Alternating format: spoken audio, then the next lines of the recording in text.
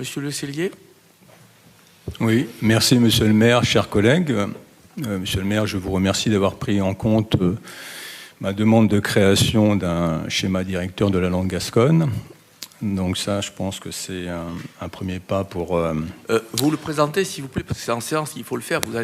Il faut que vous présentiez en séance ce que vous m'avez demandé par un courriel.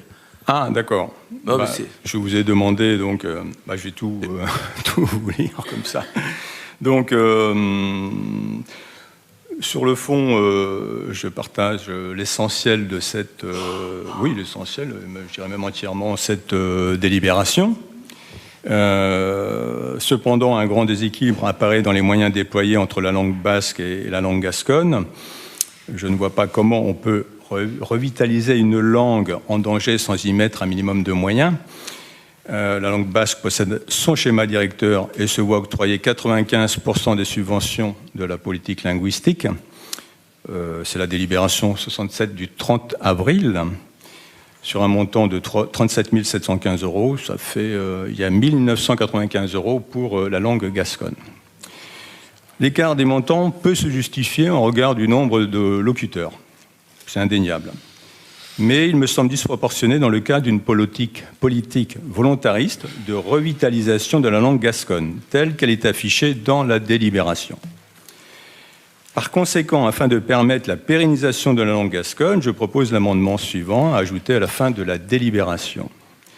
Créer un schéma directeur de la langue gasconne 2026-2032 en associant les institutions publiques locales à la définition du projet, à l'instar de celui de la langue basque, dont l'objectif sera le rebond de la langue gasconne. Bon, vous avez retenu quasiment 80% de cette proposition. Le mot rebond a été remplacé par promotion et diffusion. Bon, moi j'ai insisté sur le rebond parce que ça marque une impulsion et une volonté politique, mais je prends donc l'existant, c'est-à-dire que je vous remercie d'avoir pris en compte cette proposition de création d'un schéma directeur de la langue gasconne.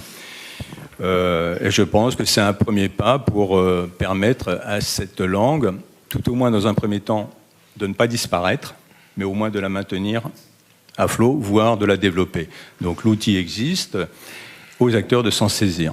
Je vous remercie. Alors effectivement, on a échangé là-dessus très récemment. Et donc la proposition que je faisais, eu égard à la pertinence de votre proposition, Monsieur Le Cellier, c'était adopter le schéma directeur de la langue gasconne 2026-2032, comme vous venez de le dire, en associant les institutions publiques locales et les associations concernées, quand même, à la définition du projet, à l'instar de celui de la langue basque, afin d'assurer la promotion et la diffusion de la langue gasconne. J'ai dit à peu près avec les mots comparables.